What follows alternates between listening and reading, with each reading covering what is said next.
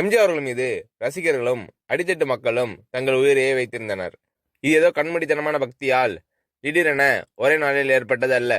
அந்த அளவுக்கு ரசிகர்களையும் சாதாரண மக்களையும் எம்ஜிஆர் அவர்கள் நேசித்தார். சில நேரங்களில் ரசிகர்கள் எம்ஜிஆர் அவர்களிடம் வரம்பு மீறி நடந்து கொண்டாலும் அதை ரசிகர்களின் அன்பின் வெளிப்பாடாகவே எம்ஜிஆர் அவர்கள் எடுத்துக்கொள்வார். எம்ஜிஆர் அவர்கள் நடித்த இதயக்கனி படத்தின் கிளைமேக்ஸ் காட்சிகள் சிதம்பரம் அருகே உள்ள பிச்சாவரம் பகுதியில் எடுக்கப்பட்டது.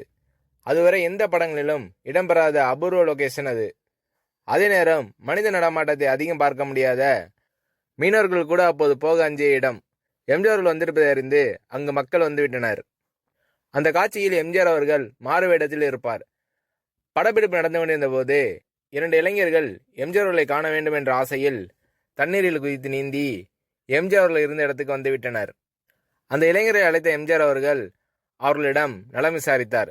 அப்போது ஒரு இளைஞர் எதிர்பாராமல் எம்ஜிஆர் அவர்களை கட்டிக்கொண்டு முத்தமிட்டார். கொஞ்சம் கூட முகம் சுளிக்காமல் அந்த இளைஞரின் அன்பை எம்ஜிஆர் அவர்கள் ஏற்றுக்கொண்டார். அந்த புகைப்படம் தான் எத்தனை உணர்வுகளை வெளிப்படுத்துகிறது. எம்ஜிஆர் அவர்களை முத்தமிடும் இளைஞரின் முகமே தெரியவில்லை. அந்த அளவுக்கு அன்பின் வெளிப்படையாய் ஆழமாக தன் முத்தத்தை பதிக்கிறார். அருகில் நிற்கும் இளைஞர் எம்ஜிஆர் அவர்களை பார்த்த மகிழ்ச்சியில் கும்பிட்ட கைகளை கீழே இறக்காமல் சிரித்தபடியே எம்ஜிஆர் அவர்களை பார்த்து கொண்டே நிற்கிறார் அந்த இளைஞர். நீரில் நீந்தி வந்த அடையாளமாக அந்த இளைஞர் அணிந்துள்ள டிராயர் தண்ணீரில் நனைந்து உடலோடு ஒட்டியுள்ளது. முத்தமிடும் ரசிகரை அணைத்தபடி அந்த ரசிகரின் அன்பு மலையில் திளைக்கும் எம்ஜிஆர் அவர்களின் முகத்தில் மகிழ்ச்சி. எம்ஜிஆர் அவர்கள் கொண்டாடிய ஒரே பண்டிகை தமிழர் திருநாளான பொங்கல் பண்டிகை மட்டுமே. அன்றைய தினம் கட்டுக்கட்டாக பணத்தை எம்ஜிஆர் அவர்கள் வைத்துக்கொண்டு தன்னை காண வருவோருக்கெல்லாம் கைக்கு வரும் பணத்தை கொடுத்து மகிழ்வார் எம்ஜிஆர் அவர்கள். ஒரு முறை பொங்கல் நாளில் ஏராளமான நரிக்குறவர்கள் எம்ஜிஆர் அவர்களின் ராமவரம் தோட்டத்துக்கு வந்தனர். எம்ஜிஆர் அவர்களை கண்டதும் உற்சாகமாக கூச்சலிட்டனர். அவர்களை அருகே வருமாறு அழைத்த எம்ஜிஆர் அவர்கள் கூட்டத்தில் இருந்த ஒவ்வொருவருக்கும் பணம் கொடுத்தார். நரிக்குறவர் இன மக்களை எந்தவித பேதமும் இல்லாமல் எம்ஜிஆர் அவர்கள் கட்டி அணைத்து வாழ்த்து தெரிவித்தார். அவர்களது குழந்தைகளை வாங்கி கொஞ்சினார். சமூகத்தில் அடித்தளத்தில் இருக்கும் தங்கள் மீது எம்ஜிஆர் அவர்கள் காட்டிய பாசத்தையும் அன்பையும் பார்த்து வந்தவர்கள் கண்கலங்கினர்.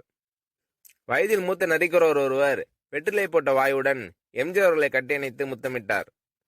அவரது உதடுகளின் அடையாளம் எம்ஜிஆர் அவர்களின் கன்னத்தில் பதிந்துவிட்டது. இதை எதிர்பாராத எம்ஜிஆர் அவர்களின் உதவியாளர்கள் வேகமாக பாய்ந்து அவரை விளக்க முற்பட்டனர். அவர்களை தடுத்த எம்ஜிஆர் அவர்கள் சிரித்து கொண்டே, விடுங்கப்பா, அவங்க அன்பை இப்படி காட்டுறாங்க, இதில் தவறு ஒன்றுமில்லை என்று சாதாரணமாக கூறினார் எம்ஜிஆர் அவர்கள். முதல் நாள் எம்ஜிஆர் அவர்களை பார்த்துவிட்டு சென்ற நரிக்குறவ சமூக மக்கள் மறுநாளும் கூட்டமாக வந்துவிட்டனர். முதல் நாள் எம்ஜிஆர் அவர்களை முத்தமிட்ட அந்த நரிக்குறவர், உங்க தயவால என் சபதம் நிறைவேறிடுச்சு சாமி என்றார். என்ன சபதம் என்று எம்ஜிஆர் அவர்கள் கேட்டதற்கு, உங்களை யாரும் தொட முடியாதுன்னு எங்க கூட்டத்தினர் என்கிட்ட சொன்னாங்க. அவர்களிடம் உங்களை முத்தமிட்டு காட்டுறேன்னு சபதம் செய்தேன். ஜெயிச்சிட்டேன், என்னை மன்னிச்சிடுங்க சாமி என்று கூறினார் அந்த வயதான நரிக்குறவர்.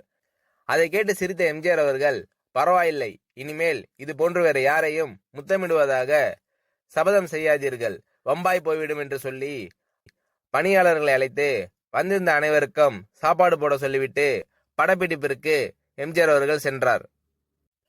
மேற்கண்ட 2 நிகழ்ச்சிகளின் போதும் எம்ஜிஆர் அவர்கள் முதல்வராக இல்லை. தமிழ் திரையுலகின் நம்பர் 1 ஹீரோவாக இருந்தார். என்றாலும் புகழ்மிக்க ஒரு நடிகரிடம் ரசிகர்களும் மக்களும் இந்த அளவுக்கு உரிமை எடுத்துக்கொள்ள முடியுமா?